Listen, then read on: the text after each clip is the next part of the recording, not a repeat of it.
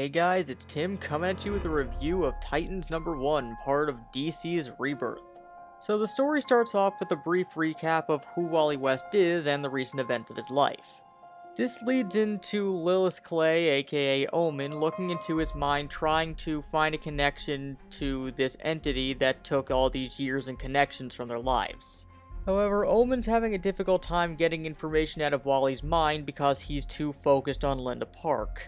We then cut over to Linda, and from her perspective, we learn about her backstory in the new universe, and her experience from her perspective about seeing Wally back in DC Rebirth. We confirm she still doesn't know who he is. She was scared back when he first appeared, but she doesn't want to be, so now she's following up on leads about this new meta-human from her perspective who showed up. Back with the Titans, due to the fact that the leads in Wally's mind are coming up short, the Titans come to the conclusion that the Mr. Twister that they fought against back in Titans Hunt, who made them forget each other, may have in fact been the entity in disguise. So they decide to track down Mammoth, who was also affected by Mr. Twister, in order to see if he knew anything about their situation. Don and Roy go to track down information from drug dealers who Mammoth used to be the muscle for in the Bowery in Gotham, and Roy tells Donna about his backstory as a former user.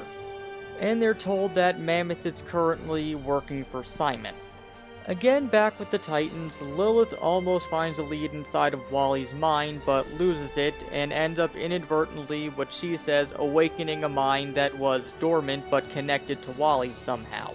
This turns out to be the mind of what appears to be a very bad stage magician named Mr. Hocus Pocus, who, once his mind is awakened, realizes that he is in fact Abracadabra, and states that he is the one who made Wally West disappear. So right off the bat, this issue is a fairly large tonal shift away from Titans Rebirth number 1. This issue is a lot more lighthearted in terms of the overall tone of it, as well as the interactions between the characters. And while I am happy to see them interact like this off each other like friends, a lot of the time outside of Omen for the most part, everyone seems fairly unconcerned about this entity that took so many years away from their lives. And I have to say, I'm not a huge fan of the characterization that they have on Garth and Donna right now. Garth seems really standoffish for really no particular reason, and Donna comes across as being a bit of a ditz.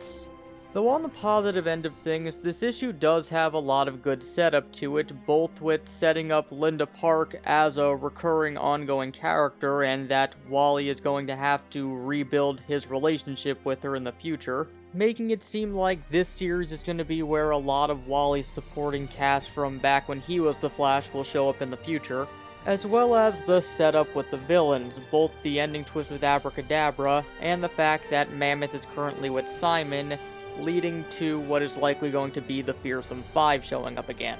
The art, like last time, is very inconsistent, but unlike last time, doesn't have as many solid moments to it, so it comes across as being worse than in the Rebirth issue. Overall, I'd say that this issue is okay. There's definitely a lot of setup here for fans of Wally West and the Titans in general, but there's also a lot of very iffy things in it as well, both in terms of characterization and in terms of tonal shift, but I am interested in seeing where this series goes from here. I'll give this issue a 7.5 out of 10. It's not the best it could be for the reasons that I said before, but there are some very solid and even funny moments throughout the issue that I think make it worth reading, as well as setting up this series overall, which seems to have a lot of potential. So I'll be back when the arc ends to give my thoughts on it overall. But until then, if you've liked what you've seen here, feel free to subscribe if you haven't yet. We have a Patreon account you can donate to if you feel so inclined. And until next time, this has been Tim from the Hybrid Network, signing out.